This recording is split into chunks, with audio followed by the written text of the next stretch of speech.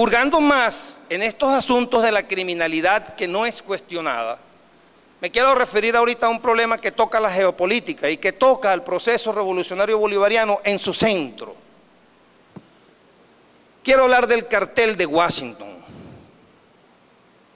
Fíjense, ser colombiano en la década de los 70, de los 80, de los 90 y volar en un avión y ir para un sitio era un problema horrible. Yo no puedo decir que lo vi porque no viajaba mucho en aquellos años, he viajado más después y eso después ya no ha sido tanto referido solamente a los hermanos colombianos, sino prácticamente a todos los latinoamericanos o sudacas, como nos llaman por ahí, en el sentido de el desprecio y la humillación. Para ver, tú vienes de, ven acá para revisarte hasta el blanco del ojo. Y éramos profundamente humillados, y regiones de nuestro continente, Sinaloa, La Guajira, ciudades latinoamericanas, Medellín, Cali, han sido sometidas al escarnio público del odio. Cartel de Medellín. Ya podía estar en Medellín 700.000 trabajadores levantándose todos los días en la mañana a trabajar como cualquiera, que sobre ellos recaía el escarnio público del cartel de Medellín y del cartel de Cali. Y se montaba el aparato mediático necesario para que tuviésemos vergüenza casi de ese gentilicio, que tuviéramos vergüenza de esa cuestión. Y efectivamente, como lo digo, en las requisas de los aeropuertos, la cosa llegaba a niveles humillantes. Ahí no valía viejita, ahí no valía nada. Vienes de Colombia, ven acá que no tienes centímetro cuadrado de tu cuerpo que no vaya a ser revisado de la manera más arbitraria. Ni pasaporte diplomático acota el compañero Víctor, y es verdad. Fíjense.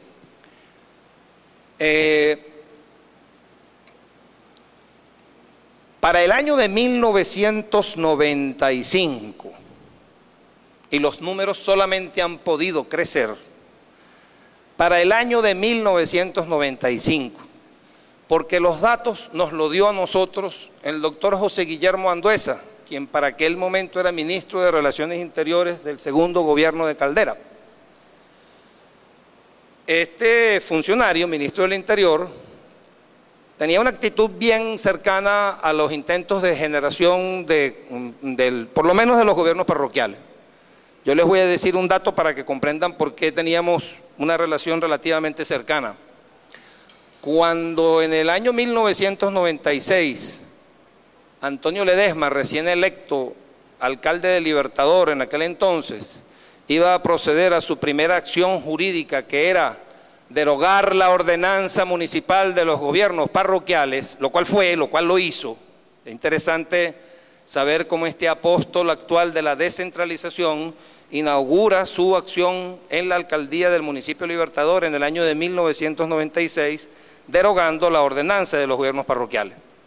Como el ministro del Interior había estado en aquel tiempo, estoy hablando del gobierno municipal de Aristóbulo, del 93 al 95, había estado muy interesado en la formación del gobierno parroquial y era ministro del Interior, y él sabía que iba a haber un cambio de gobierno y que iba a haber un cambio de política.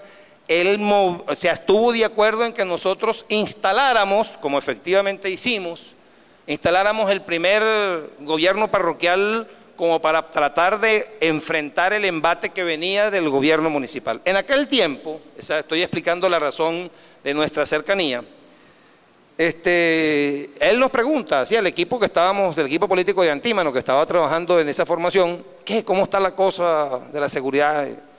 Y bueno, le hablamos muy mal, ministro, ¿qué quiere que le diga? Lo más horrible son las ráfagas. Cuando uno está en el barrio y siente, ¿a dónde llegará? ¿A quién le caerá? ¿A alguien le va a caer? Pero vivir con la ráfaga pegado es algo muy maluco, no importa que no le pegue a uno, le pegó a otro.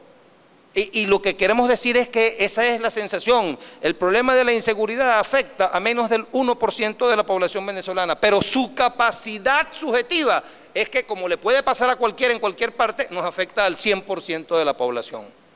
Esa es su capacidad de brincar en la percepción de la gente. Pues bien, El doctor José Guillermo Andueza, en su carácter de ministro de Relaciones Interiores, nos informaba cuando empezó la discusión de por qué, y le tocábamos el problema del llamado narcotráfico, y digo así para no meterme en detalles semánticos que no vienen a cuenta ahorita. Él nos dio esta perlita que sigue siendo verdad. El 85% de las ganancias totales del narcotráfico se realizan en bienes, muebles e inmuebles al interior del territorio de los Estados Unidos de Norteamérica. Gobierno Bolivariano.